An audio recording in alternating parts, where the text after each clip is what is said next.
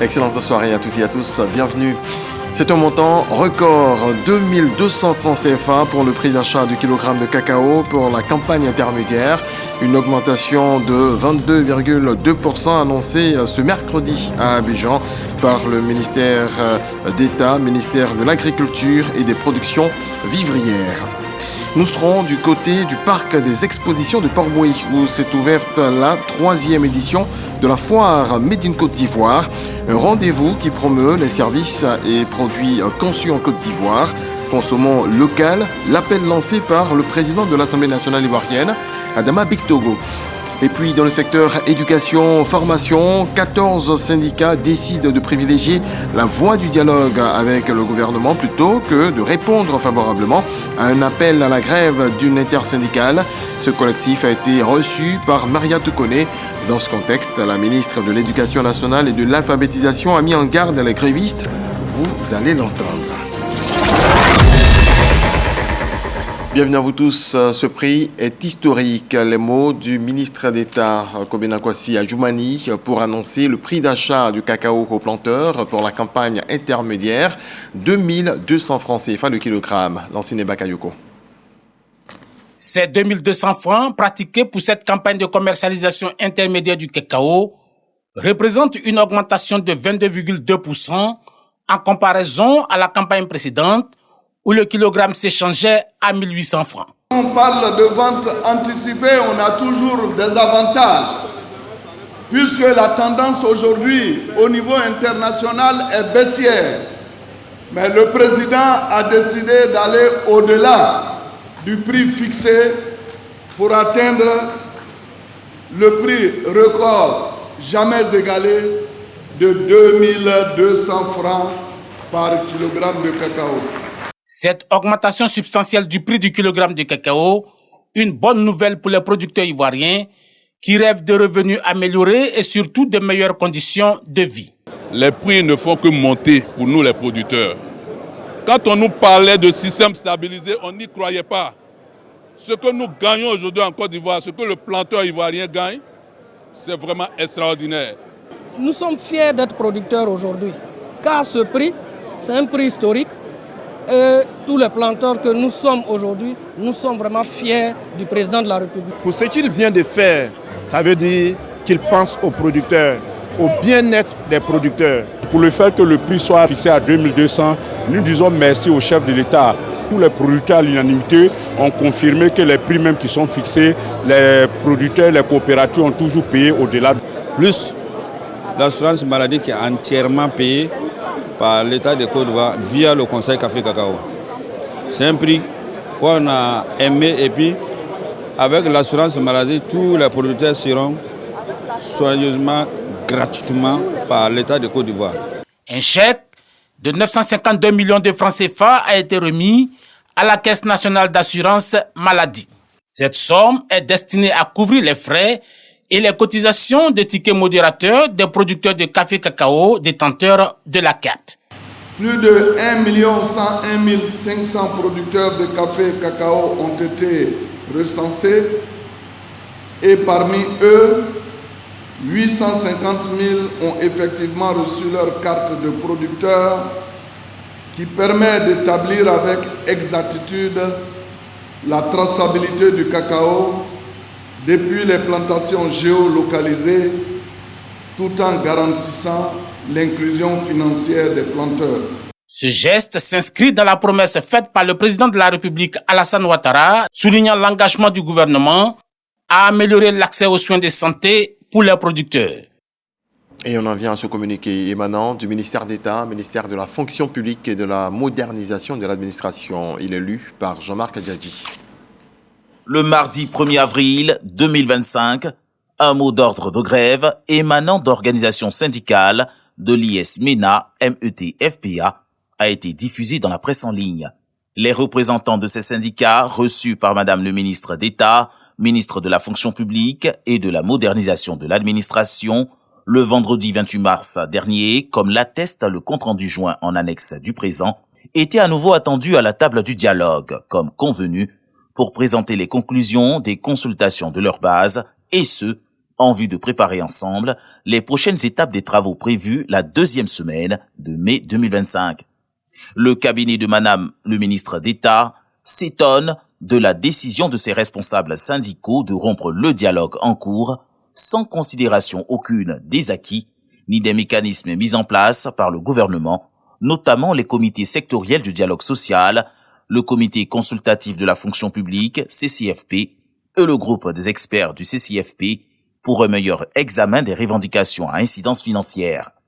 La mise en place et l'opérationnalisation de ces différents organes marquent l'engagement fort du gouvernement à toujours rechercher des solutions responsables, appropriées et durables aux préoccupations des fonctionnaires par la voie du dialogue.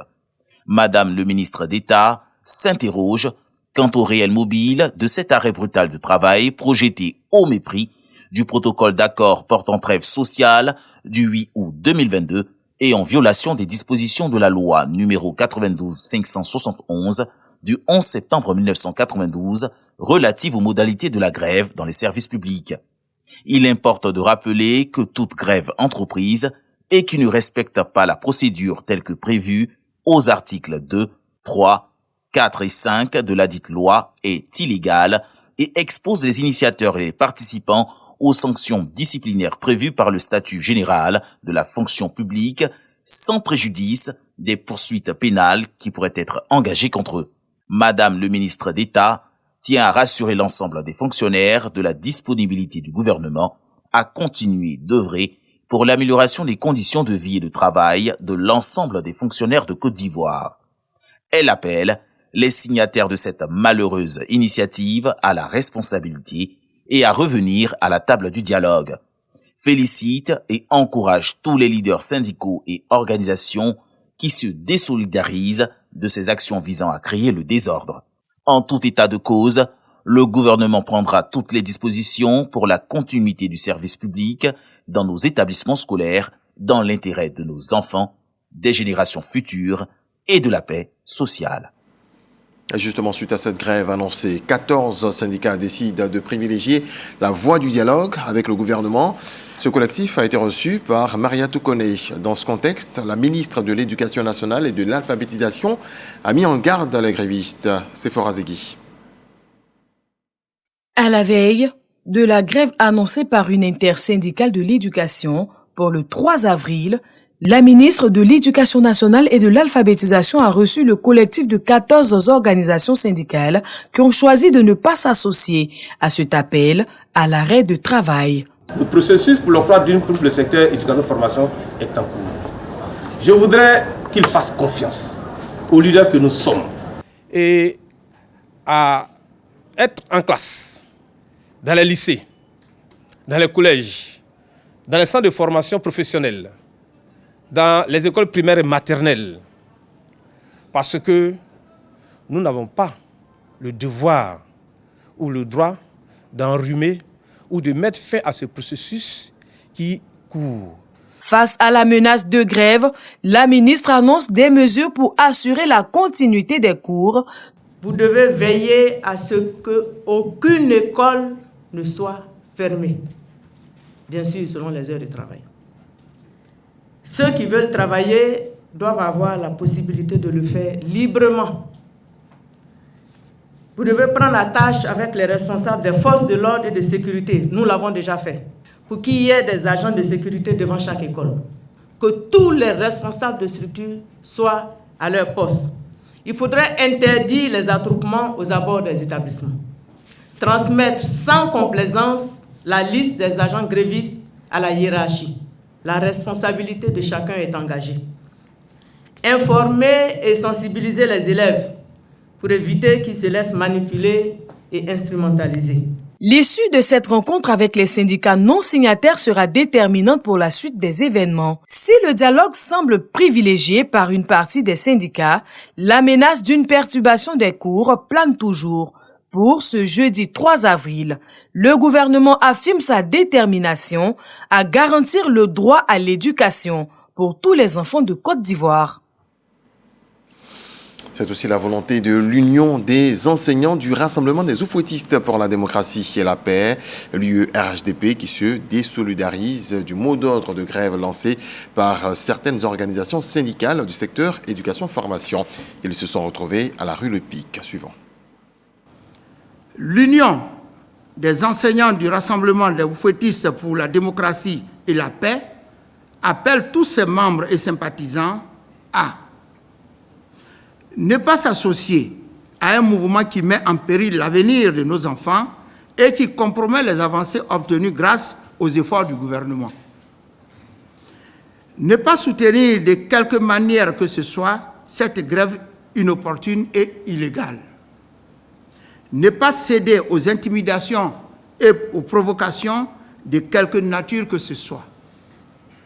Faire confiance au président de la République, son Excellence Alassane Ouattara, et à son gouvernement. Le gouvernement a démontré sa bonne foi à travers les mesures prises et demeure disposé à poursuivre les discussions dans un cadre serein. C'est pourquoi l'Union des enseignants du Rassemblement des oufouettistes pour la démocratie et la paix demande à tous ses membres et sympathisants d'être présents à leur poste et à continuer d'exercer leurs tâches quotidiennes avec professionnalisme, dévouement et engagement pour une école ivoirienne de qualité. Et on reste au siège du RHDP pour un tout autre volet de l'actualité, le Rassemblement des oufouettistes pour la démocratie et la paix, lors de ses rencontres habituelles avec la presse, se veut reconnaissant eu égard aux progrès réalisés par le gouvernement. Par la voix de son porte-parole, le ministre d'État Kobena Kwasi Adjoumani défend un bilan positif. À ses côtés, Mamadou Touré salue la dynamique d'une stabilité à consolider. Allons maintenant à plus de 4000 km d'Abidjan. À Nairobi, au Kenya, le président de la Haute Autorité pour la bonne gouvernance a participé à un panel sur la transparence financière. Epiphane Zorobalo a présenté le modèle ivoirien sur le sujet en exposant sur les réformes. Michel Digré. Sommet régional du partenariat pour un gouvernement ouvert. Epiphane Zorobalo présente le modèle ivoirien en matière de transparence financière, notamment l'implication des citoyens dans la gestion des finances publiques. La question du budget citoyen n'est pas une option au niveau du gouvernement, mais c'est une obligation légale de traduire les éléments budgétaires, de traduire toutes les questions des recettes et des dépenses en langage très simple qui permette aux citoyens de s'impliquer, de comprendre et de demander des comptes. Il y a également une autre obligation en matière de transparence financière qui pèse sur les gestionnaires de crédit. Cette obligation, c'est l'obligation de déclarer leur patrimoine avant l'entrée en fonction. Cette obligation de déclaration de patrimoine est un élément qui permet de voir est-ce que les fonds publics ne sont pas utilisés à des fins personnelles. La délégation ivoirienne fait le bilan de ses actions dans le cadre du partenariat pour un gouvernement ouvert. Depuis 10 ans, nous avons adhéré à ce concept, ce nouveau paradigme, et nous sommes un très très bon élève, selon toutes les évaluations. Nous avons également partagé avec les autres l'expérience de Willy, qui est quand même une expérience inédite qui a été vraiment approuvée. On ne parle plus aujourd'hui de gouvernement ouvert, mais d'État ouvert avec la Côte d'Ivoire qui compte plusieurs institutions qui sont engagés dans le processus du gouvernement ouvert avec l'administration centrale et l'administration locale. Le président de la Haute Autorité pour la bonne gouvernance a reçu une distinction pour son engagement en faveur de la protection des lanceurs d'alerte. Et voilà, la Côte d'Ivoire assez outillée contre la corruption. Sur place maintenant, direction le parc des expositions où s'est ouverte la 3e édition de la foire Made in Côte d'Ivoire. Un rendez-vous qui promeut les services et produits conçus en Côte d'Ivoire. Consommons local, l'appel lancé par le président de l'Assemblée nationale ivoirienne, Adama Bictogo. On va ça avec Khalil Diomandé. Du charbon à base de noix de coco, de la liqueur d'Anarcade, de la joaillerie de luxe conçue à partir de matières premières locales. La créativité et le savoir-faire à l'ivoirienne sont bien perceptibles à cette 3e édition de la FOMCI, la foire Made in Côte d'Ivoire. Florence propose ici la noix de cajou dans toutes ses dérivées. On a le jus de cajou au gemsem, on a le chips, nature et chocolat. On a des enrobés, on a des bonbons caramel qui sont faits un peu comme le toffee, mais qui sont faits avec le lait de cajou. On valorise le cajou sous plusieurs formes. Je n'ai jamais imaginé un beurre de cajou, donc j'ai hâte de rentrer chez moi et ouvrir la petite boîte qu'on m'a donnée en cadeau pour savoir ce que c'est le beurre au cajou. Et peut-être ça va lancer tout à fait un phénomène gastronomique aux États-Unis. Dans cette panoplie d'offres, un produit attire les visiteurs. La crème glacée à base de cajou. Moi, je ne pouvais pas imaginer que l'on pouvait faire de la glace à partir de l'anacarde. Et c'est vraiment délicieux. À ce rendez-vous dédié à la promotion des produits et services Made in Côte d'Ivoire, Henri met en avant ses chaussures de luxe, conçues par ses soins. Nous avons fait le choix d'adopter des standards internationaux avec des matériaux tels que le cuir, le daim, et des finitions qui sont semblables à celles qui sont faites par les grandes marques européennes et américaines. Pour la FOMCI 2025 axée sur l'innovation, les autorités ivoiriennes viennent marquer leur soutien aux concepteurs du premier véhicule entièrement assemblé en Côte d'Ivoire. Et pour booster ce type d'initiative, les Ivoiriens sont appelés à faire confiance au savoir-faire local. Les produits locaux constituent de véritables joyaux de notre économie et de notre culture. En choisissant des produits locaux, nous investissons dans notre communauté et renforçons l'inclusivité de notre économie. La Côte d'Ivoire a besoin de promouvoir des champions nationaux dont l'objectif sera de créer non seulement des richesses qui resteront en Côte d'Ivoire, mais de créer des emplois Made in Côte d'Ivoire. Ouverte ce 2 avril, la foire Made in Côte d'Ivoire referme ses portes le 6 avril prochain. En plus des expositions, des panels de haut niveau meubleront les journées. Voilà, une diversité de produits à l'ivoirienne qui montre la richesse de la Côte d'Ivoire. Et justement, la politique nationale de production animale et halieutique a été expliquée à la presse par le ministre de tutelle, Sidi Touré, avec à ses côtés le ministre de la Communication. C'était lors de la 2e édition des rendez-vous du gouvernement au titre de 2025. Dangui. Ressources animales et halieutiques. Santé animale face à la presse nationale et internationale dans le cadre de la 2e édition des rendez-vous du gouvernement. Sidi Touré, avec le soutien du ministre de la Communication et porte-parole du gouvernement, a relevé les stratégies et les efforts du gouvernement pour bien nourrir les Ivoiriens. Ce secteur contribue significativement à la création d'emplois, à la réduction de la pauvreté et à l'augmentation des revenus des ménages, avec plus de 700 000 emplois selon le recensement des exploitants et des exploitations agricoles de 2016. En 2021, le secteur a connu une progression dans l'économie nationale avec une contribution de 6% au PIB agricole contre 4,5% en 2016. Des réalisations qui cachent mal les défis auxquels son département est confronté. Le ministre ne se fait pas d'illusions. Bien que le pays ait un fort potentiel de production, la couverture des besoins nationaux reste partielle, avec 48% des besoins en viande, 14% des besoins en lait, 12% des besoins en produits halieutiques. Cette situation découle de plusieurs facteurs tels que la faible productivité des animaux, le faible niveau de professionnalisation des acteurs, les difficultés d'accès au financement. La Côte d'Ivoire a atteint la sécurité alimentaire selon le ministre, mais pas la souveraineté alimentaire qui reste un défi à relever dans le cadre de la vision du gouvernement. Qu'il s'agisse de pêche, de biodiversité, de gestion du bétail, de production et de bien-être animal, le leadership du président Alassane Ouattara est porteur d'une vision qui entend valoriser les secteurs de la viande et du poisson avec les activités connexes en tant que secteur porteur de croissance dans les différents plans nationaux de développement. Le secteur des ressources animales et halieutiques représente une niche d'investissement estimée à plus de 1 000 milliards de francs CFA, selon les experts de la question. Le gouvernement invite les Ivoiriens à investir dans l'élevage et l'aquaculture, bientôt les 2 mamelles de l'économie ivoirienne, selon le ministre Sidi Touré. Un coup de projecteur à présent sur ces dépanneurs de la nuit. Puisqu'une panne de véhicule peut subvenir à tout moment, ils ont décidé de travailler au coucher du soleil. On les retrouve dans la commune d'Abobo, sur l'axe du carrefour Sans-Manqué à la mairie. Et c'est là que s'est rendu notre reporter Noussangari. Regardons. Abobo Sans-Manqué, il est 22h.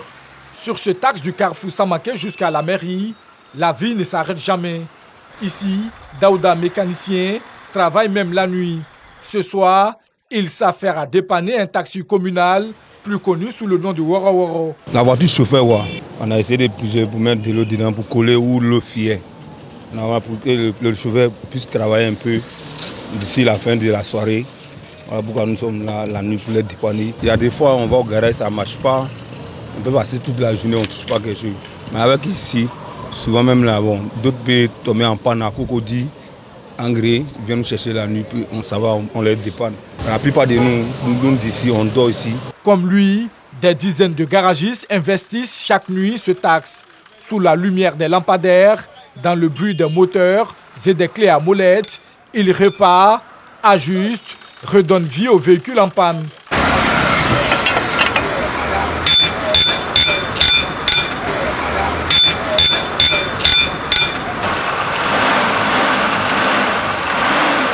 Fawaz en fait partie.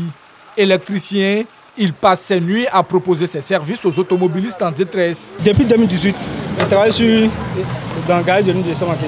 Bon, il vient pour me chercher. Il y a beaucoup de voitures qui roulent la nuit. Ça ne me fatigue pas. Je suis habitué, puis je me repose la journée. Mécanicien, électricien, tôlier, ici, c'est tout un garage à ciel ouvert qui prend vie, animé par ces artisans de la nuit. La journée, on prend le temps de dormir. La nuit, on vient, ceux qui tombent en panne, on se défend avec eux. C'est ça, ils prennent payer ma maison, c'est courant, l'eau, tout. Siaka, lui, est tôlier. Tout le monde ici le connaît. C'est un travail que moi j'aime. On a des temps jusqu'au petit matin. Il y a des jours, on peut avoir 15 000, il y a des jours, d'autres peuvent avoir 10 000. À moi, mon côté seulement que moi je connais, moi je gagne par la grâce de Dieu chaque jour que Dieu fait. Et puis le peu aussi que je gagne, ça me suffit. Mais cette activité nocturne n'est pas toujours simple. Parfois, les patrouilles de police viennent disperser ces garagistes, faute d'autorisation officielle. Mais ils reviennent, car pour eux, c'est une question de survie. Si on ne se met pas dans ces genres de risques-là, on ne peut pas gagner au pain. On ne peut jamais gagner même.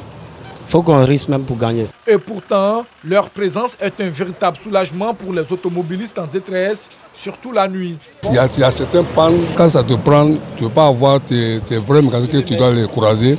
Tu es obligé d'aller à côté, il peut te demander pour que tu puisses aller dans tes occupations. Tu vois. En tout cas, moi, dans ce moment, ça m'arrange. En tant qu'un chauffeur, quand tu sors, il peut avoir des petits accrochages. Lorsque ces choses t'arrivent tard la nuit, ce sont des gens qui sont là spécialement la nuit, voilà, pour pouvoir nous dépanner un peu facilement. Les pannes sont imprévisibles. À tout moment, un moteur peut lâcher, une batterie faiblit, et ces mécaniciens, électriciens et tôliers ambulants, tels des pompiers de la route, viennent à la rescousse des automobilistes en détresse. Malgré les contraintes, ils ne comptent pas abandonner, car ce travail leur permet non seulement d'arrondir leur fin de mois, mais aussi de faire vivre leur famille. Toujours sur les routes, lancée récemment la campagne de sensibilisation des agents de la Société des transports abidjanais Sotra contre les accidents de la circulation bat son plein. Le directeur général Mété Boaké a saisi l'occasion de cette campagne de sensibilisation pour appeler justement les populations à protéger les bus de la Sotra comme un bien commun. C'est ce que nous apprend Dangui Dangui. Les accidents de la circulation impliquant ces autobus ou ces chauffeurs, bien que déjà en baisse selon les chiffres, la Sotra veut tourner définitivement cette page avec un objectif du reste ambitieux. 0 accident. Dans le cadre de la campagne dénommée Pro-Attitude, le directeur général de la Sotra est descendu sur le terrain, ici à Djamé, à la Ganor, pour sensibiliser ses agents. Les accidents, par-ci, par-là, vraiment la campagne est bienvenue. Si tous les machinistes étaient là aujourd'hui devant moi, je leur dirais la première chose, le respect du code de la route. Et ensuite, la prudence, le respect des consignes d'exploitation de la Sotra qui intègre un volet important de la sécurité routière. Quand on profite de cette campagne pour lui demander comment se porte son entreprise, Meïté Boaké se veut rassurant. La SOTRA se porte bien parce que la mission qui nous est confiée, c'est une mission de service public. Nous pensons que nous réalisons cette mission-là avec succès. Dans le rang, à l'arrêt, un peu plus loin, les usagers ne manquent pas de reconnaissance au service de la SOTRA, malgré quelques grincements de dents. Quand on veut se déplacer, si tu n'as pas au moins 2000, 3000, tu ne peux pas y arriver. Mais avec la SOTRA, tu vas facilement avec une somme de 200 francs. La SOTRA fait trop d'efforts pour nous. Et il faut l'entretenir. Le seul problème maintenant, on constate qu'il n'y a pas assez de bus. Eh bien, la SOTRA est un symbole à protéger, selon son directeur général. Je voudrais dire à nos clients, au-delà de nos clients, à la population, que la SOTRA est au service de l'ensemble de la population.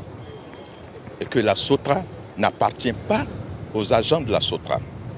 La SOTRA n'appartient pas au directeur général de la SOTRA. C'est pour toute la Côte d'Ivoire. Je voudrais leur dire, quelle que soit leur colère, quelles que soient les joies, quelles que soient les peines, qu'ils épargnent les autobus de la SOTRA. La campagne pro-attitude se poursuit à la gare sud, dans la commune du Plateau. Avec les vestiges de l'ancienne gare lagunaire derrière lui, Meïté Boaké nous dévoile ses projets pour le transport fluvial à Abidjan. Vous avez pu constater qu'il y a une baisse du niveau d'activité. Ce temps de baisse-là va être rapidement comblé cette année parce que l'État a consenti à l'acquisition de 25 nouveaux bateaux-bus cette année de grande capacité. Les premiers vont commencer à arriver en mai. La Société des transports abidjanais SOTRA met en circulation plus de 1000 autobus chaque jour pour transporter plus d'1 million de personnes. Allez, on passe au football. L'ASEC Mimosa recevait ce mercredi la Renaissance sportive de Berkane au stade Félix Houphouët-Boigny pour le match aller comptant pour les quarts de finale de la Coupe de la Confédération CAF. Une rencontre qui s'est soldée par une défaite des Jaunes et Noirs. Score final, 1-0. Moyabi Diabaté. Seul représentant de la Côte d'Ivoire sur la scène continentale, l'ASEC Mimosa a trébuché à domicile. Les Jaunes et Noirs ont été battus cet après-midi par les Marocains de la Renaissance sportive de Berkane sur le score de 1-0. L'unique but de la rencontre a été inscrit par Imad Riahi. Dès la première mi-temps, malheureusement, il ne s'est pas passé parfaitement. On n'a pas saisi les 4 bonnes opportunités qu'on a eues pour essayer de faire douter un petit peu cette équipe. Il y avait quelques espaces qu'on n'a pas bien utilisés pour ouvrir le score. Et après, ils ont refermé ces espaces-là.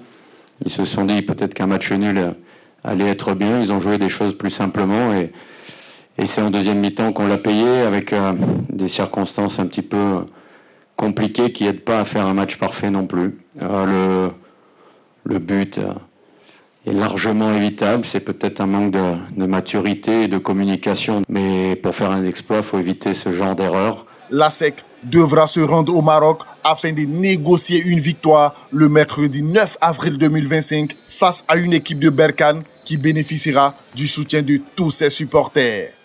Et de son côté, tout s'est bien passé. La sélection nationale U17 s'est imposée 6-1 face à son homologue de la Centrafrique ce lundi au Maroc dans le cadre de la première journée de leur CAN.